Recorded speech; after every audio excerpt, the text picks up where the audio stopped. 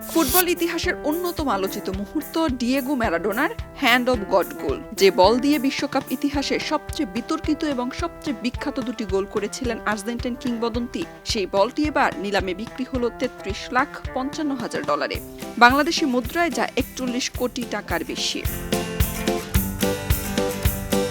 1986 সালের মেক্সিকো বিশ্বকাপের কোয়ার্টার ফাইনালে ইংল্যান্ডের মুখোমুখি হয়েছিল আর্জেন্টিনা। সেই ম্যাচে হাত দিয়ে গোল করে তুমুল বিতর্কের জন্ম দেন ম্যারাডোনা।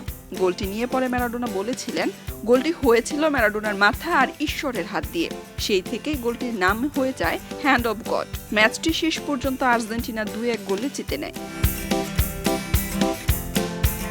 1986 সালের সেই ম্যাচটি পরিচালনা করেছিলেন তিউনিসিয়ার রেফারি আলী বিন নাসের।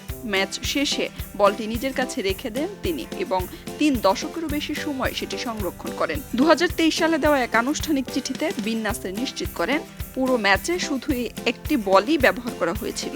পরবর্তী স্বাধীন মূল্যায়নেও বিষয়টি সত্য বলে প্রমাণিত হয়। 2022 সালে বিন নাসের বলটি $23,70,000 বিক্রি করেছিলেন।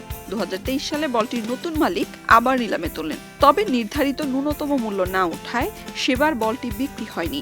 প্রত্যাশার চেয়ে কম হলেও শেষ পর্যন্ত $33,55,000 নতুন মালিক পেল ম্যারাডোনার হ্যান্ড অব গড গোলের সেই ঐতিহাসিক বল।